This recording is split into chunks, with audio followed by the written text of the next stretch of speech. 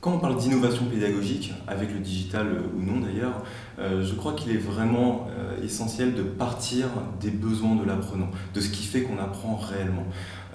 Aujourd'hui, la psychologie cognitive nous enseigne des choses assez précises sur la manière dont le cerveau apprend. On sait par exemple qu'on n'apprend pas au moment où on reçoit l'information de manière passive, aussi bien présentée soit-elle, une super vidéo de cours ou un très bon cours en présentiel même. On apprend au moment où on essaie soi-même de mobiliser cette information pour résoudre un problème, pour faire quelque chose. C'est à ce moment-là qu'on se rend compte de ce qu'on sait vraiment et de ce qu'on ne sait pas. Et c'est aussi à ce moment-là que le cerveau crée ce qu'on appelle les traces mentales qui vont vous permettre de retrouver ces informations en situation.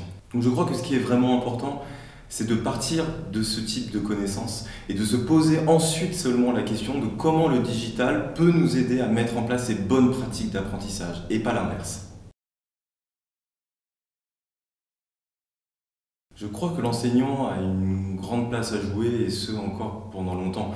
La première chose, c'est que le digital et même l'intelligence artificielle va être capable de faire peut-être effectivement beaucoup de choses en termes d'automatisation de parcours d'apprentissage, de recommandations de parcours, mais ce seront des parcours sur des contenus créés par les enseignants. Il va y avoir encore beaucoup de temps avant que l'intelligence artificielle soit capable elle-même de créer des contenus pédagogiques de qualité. Ensuite, quand on réfléchit à des résultats de la recherche comme l'apprentissage par l'exercice, par la mise en pratique, on se rend bien compte que pour beaucoup d'apprentissages, on ne peut pas mettre en pratique aujourd'hui via le digital. Ce n'est qu'en situation présentielle qu'on peut vraiment le faire.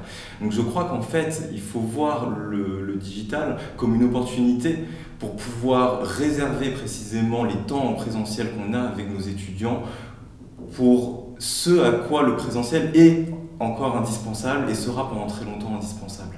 Et c'est ce qui peut nous permettre en réalité de donner beaucoup plus de valeur ajoutée à nos enseignements aujourd'hui.